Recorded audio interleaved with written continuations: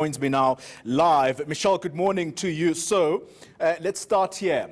When are we likely to get a sense of whether or not the applications for cross-examining the witnesses by those, of course, who are implicated in this inquiry, when are we likely to get a final word on that from the Commission? Yeah, very good morning to you, Polly, and to our viewers as well. Speaking to you from the other side of the camera, it's great to be here at the state capture inquiry. It's becoming harder and harder, I must say, to sort of recap what's unfolded at the state capture inquiry. Just the sheer amount of information that is coming out of witnesses is both incredible and devastating at the same time. You talk about whether Justice Raymond Zondo will be deciding on that issue of witness being cross-examined. That's one of the issues certainly that we will be getting feedback from him on today. The other issue, of course, is Mzwanele Mani, who last week Friday, when Phumla Williams, acting head of GCIS, came back to the Commission after that tea break and told Justice Zondo that Jimmy Mani had in fact sent her a text message regarding TNA breakfasts. Justice Zondo has instructed his team to look into that issue. That's also another issue we will be hearing back from, some feedback on today as the Commission resumes for the new week. But our reporter Erin Bates is here with us. She's been tracking the story of the state capture inquiry. Erin, there's so much, as Polly was just saying, that we're going to be hearing some feedback on, but perhaps let's just take a breath and see where we are now today. Let's go back to the Sunday newspapers and talk about that front page of the Sunday Times. Not everything was new in there, but some new tidbits. Yes, so what's significant is the lead story in the Sunday Times, which referred back, in fact, to some information which was in a book called The Republic of Gupta, which Peter Louis Mayber published back in 2017. He'd spoken there about the CIA alerting South African authorities of their investigations into the Gupta family. But what's new from Ranjeni Munusamy writing that front page story is that 3 South African spy bosses are now willing to come forward and testify at the inquiry on what the CIA said to them and what they'd flagged around the Gupta's interest in uranium, which of course is a mineral that's used in nuclear production, nuclear stuff, and certainly something that the inquiry will be looking into. I mean, that's just incredible that these people are now willing to come forward and testify under oath, put it all on the record. The other interesting thing from that report I found was that the CIA was alerting South African authorities about the Guptas posing a threat to national security. And we saw the Guptas' hands now in retrospect in that first cabinet reshuffle of Jacob Zuma in 2010.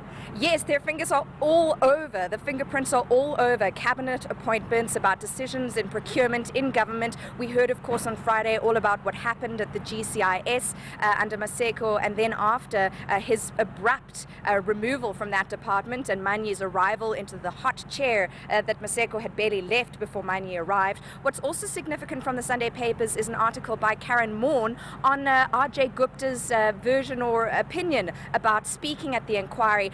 The perhaps most unsurprising revelation that he's willing to speak, but not from inside South Africa. He's not willing to step foot back in the country. He says that he harbors mistrust of the NPA. Well, this is the authority that says he's a fugitive from justice. So not a surprising revelation, but some detail there about the fact that he's willing to participate, but not from in the country.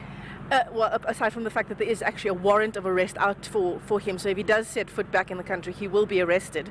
But let's just look back at Friday. Quite an academic sort of discussion taking place around what state capture is from these 2 academics who in fact coined the term state capture. What did you find interesting that came out of their sort of examples of state capture and how South Africa fits into that definition? So they said that they're not experts on South Africa, but as you say, they've been investigating and researching state capture for decades and have been credited with coining the term. They looked at 27 different countries. They said, for example, that countries that were in the former Soviet Union and then became part of the European Union were particularly vulnerable to state capture, as well as Latin American countries. Peru and Brazil were given as examples. And in fact, I think it's Professor Kaufman, if not Dr. Kaufman. One's a professor, one's a doctor. But Kaufman, who's actually Chilean by nationality, spoke in some detail on that. And they say that there are 2 things that they found found through their research that make states vulnerable to state capture.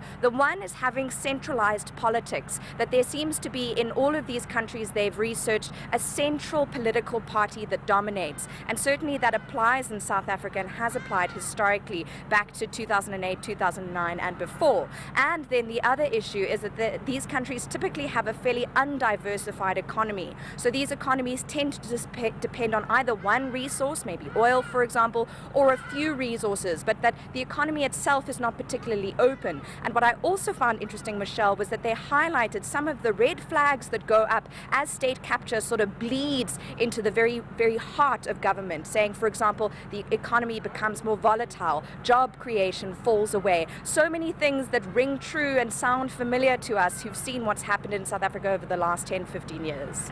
Now, we've heard much of the testimony that has come before the Commission. It's been in the media before.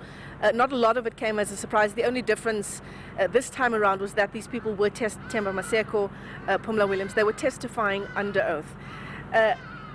Now, given just the extent of what has come out, what have we seen in terms of heads rolling? I believe there's been one suspension in the Hawks. So Major General Zinhle Mnonopi, who was implicated in the testimony of Mcebisi Jonas 2 weeks ago it is now, she has been suspended. She was issued a suspension letter on Tuesday of last week. This again we learned from the Sunday papers and from the work of our fellow journalists. And she was told in that letter to provide reasons why she should not be suspended. She was then suspended of Thursday of last week. And so this is a significant consequence from the testimony of Mcebisi Jonas. And also, yes, there's a lot about this inquiry that is familiar, that we've seen and heard and read in books and in the press. But what is significant is how much has been revealed, not only about the threats that the Guptas made, but also how rotten the Hawks were and how rotten institutions of the state that were responsible for law enforcement had become under the reign of President Jacob Zuma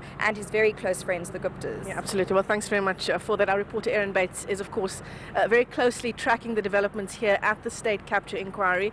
As she rightly says, just the details coming out have been shocking, but just as far as the rot extended into the highest office in the land, down to the Hawks, that has really been what's been one of the most shocking things around the state capture inquiry. But I think, Polly, on a positive note, what really has stuck out for me is the men and women who have stood strong against the rot of state capture, that they've stood their ground. They've stood their ground on behalf of taxpayers whose money was bleeding into Gupta accounts. That is one of the things that have been heartening to see coming out of the state capture inquiry. Phumla Williams, the head of GCIS now for 8 years, the acting head of GCIS for the past 8 years. She'll be back on the stand, and of course we are looking to hear from Justice Zondo on those outstanding issues as well.